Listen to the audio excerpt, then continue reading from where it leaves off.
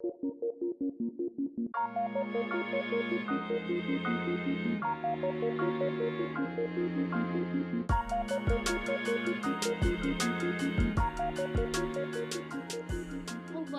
friends. I hope and pray each of you are doing well. Today, I wanted to share with you a little bit of encouragement because if you're like me, then there are some days during this whole social distancing, quarantine, and that are just great. And you're like, this isn't so bad.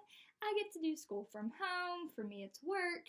I can wake up whenever I want to. I can choose when I'm going to do my schoolwork. I could totally do this for like a few more weeks.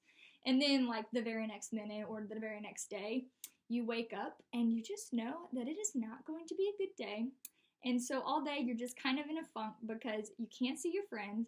You can barely even leave the house, but maybe to go on a walk. And you've had about as much time with your family that you can take. Trust me, I get it. We're all in the same boat. Hopefully I can provide you with just a little bit of encouragement today so that maybe if you are having one of those bad days, maybe this can encourage you a little bit. Before I get started, I'll share with you a little known fact about me. Or maybe it's not little known, I'm not really sure. But when I was little, I did gymnastics and cheerleading. Yes, I did cheerleading. And so I caught on to some things really quickly. I started when I was young, and so some things came really naturally to me. Some of the basics, like a cartwheel, I got that down. I got my back handspring down, but when it came to a back tuck, I really struggled with that. And so what a back tuck is, if you're not familiar, is your most basic back flip. So you jump up in the air, you do your little flip, and then you land.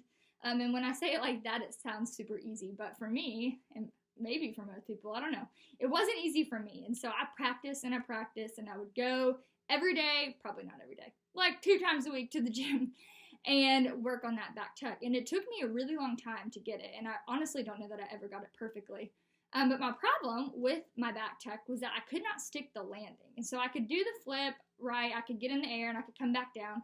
But I had a problem with sticking my landing. So basically, I would hit the ground and I'd fall forward pretty much every time. That's what I would do.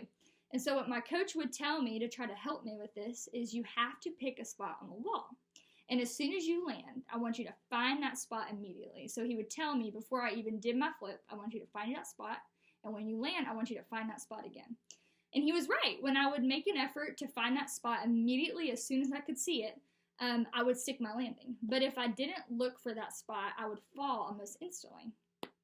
So he was right. I learned recently that dancers have a similar technique called spotting. I'm going to impress Marissa Benda here with my dance terminology. I'm not a dancer. I always wished I was. But when a ballerina does that beautiful move, I think it's called a pirouette. Is that right, Marissa? I think.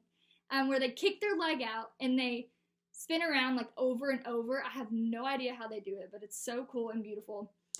They do this thing called spotting. And so it's that same idea as what I talked about. They find a spot on the wall, and as they're turning, they are taught to find that spot immediately. So if you notice, if you watch it, their head whips around really quickly, even quicker than their body, because they're taught to find that spot. And it turns into this amazing, beautiful pirouette. And so for whatever reason, finding that spot helps them keep their balance, just like it would help me stick my landing. And so I want to use that as an analogy right now.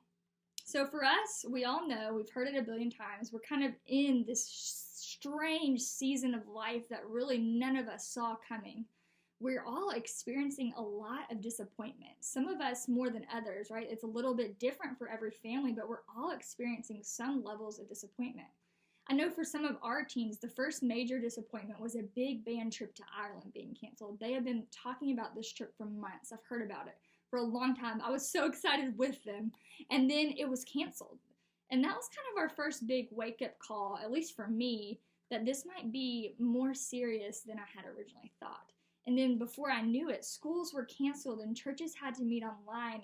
Graduations and senior Sundays, things that never get canceled, are now being postponed. And I could go on, but you guys already know how disappointing it all is because you're living in it right now. And so I want to